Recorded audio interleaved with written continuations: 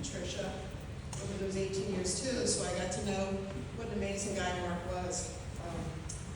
I got to witness some of the really excellent adventures they had, both here in this community and on trips. My sister used to be a travel agent, and she was really good at arranging travel. But then Mark really embraced the adventure of traveling with my sister. One of their first dates was actually not just to a local restaurant, but to Puerto Rico. Right? So, that was third date, yeah. It was just terrific. They most recently had a great trip to Austin. I know some of you were there to help celebrate Mark's 70th birthday, so thank you for joining them in that. And they took a cruise in the springtime to Greece and Turkey, and Mark said that was one of his favorite trips ever. Each December, they would put together a book of photographs that would celebrate the activities they had participated in over the last year. So next time you're ever to visit my sister, ask them to take a look at those, because they're really wonderful and just show all the fun things that they would do as a couple and with members of their community. So thank you for that. There's 18 of them. So you can look at a few at a time. But do go see my sister, because she'll enjoy your company.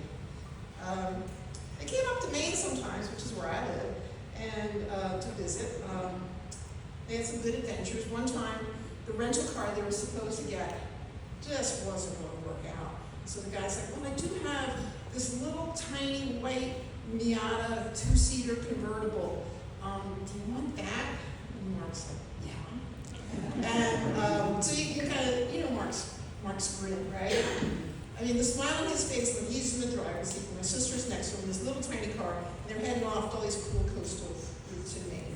He's just like, okay, this is fun. He loved his toys. I got to go to Christmas at their house, and it was just so much fun. I mean, one year it would be a chainsaw, another year it was a banjo, or some new Apple product. But he was always so excited, I was worried I wasn't going to get to eat dinner that night, because we had to play with Mark's toys. And he would also take a lot of joy in seeing how much everybody, my sister and myself, enjoyed the gifts that he had selected. He gave us some beautiful gifts. Mark was just great at sharing his enthusiasm. You remember how his eyes would light up, whether it was a subject or a thing or a product? I recall being with Mark and Patricia and some friends for dinner on the patio of the country club one evening. Now, Mark was the first person I knew who had Siri on his iPhone, right? And he was showing us how Siri worked. And he started off asking her some, good factual information just to show her abilities. But then he started to ask, like, Siri, what are you wearing? And she got more and more annoyed with him, and she started kind of scolding because he was asking really sort of nonsensical questions. But you could tell he was just having a trip, just playing with Siri. He was also talented in the kitchen, which some of you folks who work with him might not know. He made some perfect cocktails. If you notice on the dessert table, there's some macarons. He made ones that were even better than those.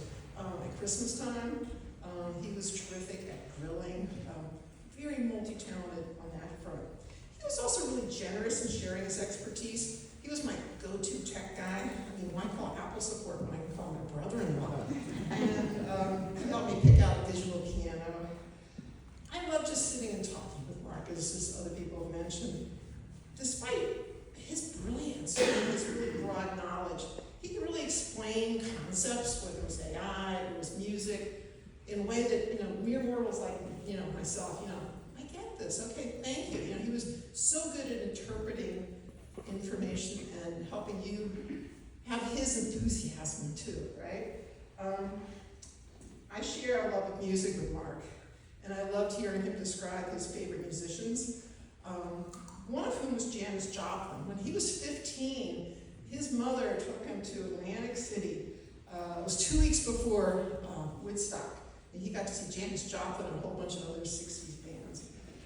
Music was really an enduring part of Mark's life. Some of his musician friends are here tonight, so that's great.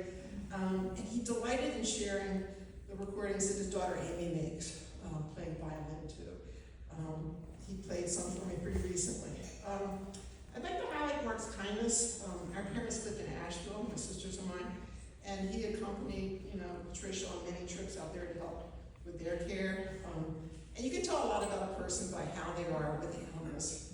And Pat had this dog, Essie, who was a little bit challenging, but he really embraced Essie, because Essie came with my sister, and then later they jointly picked out Finn, who's an amazing little dog, and Mark was always slipping in treats and getting on the floor to play with Gumby, so he was great with Finn too. So kind of like in, how they have readings in church. I was like, this is the readings in church part, but we're not going to hear from churchy stuff. We're going to hear from musicians, okay? So I want to excerpt a Warren Zevon song for you. When you get up in the morning and you see that crazy sun, keep me in your heart for a while. Sometimes when you're doing simple things around the house, maybe you'll think of me and smile. You know that I'm tied to like buttons on your blouse? Keep me in your heart for a while. Hold me in your thoughts. Take me to your dreams. Keep me in your heart for a while. And Steve Goodman wrote a song about a blues musician named Carl Martin, who told him, you better get it while you can. You better get it while you can. If you wait too long, it'll all be gone, and you'll be sorry then. It doesn't matter if you're rich or poor. It's the same for a woman or a man. From the cradle to the crypt, it's a mighty short trip, so you better get it while you can. Thank you all for coming. I love Mark. I miss him. Thank you for sharing your memories of him.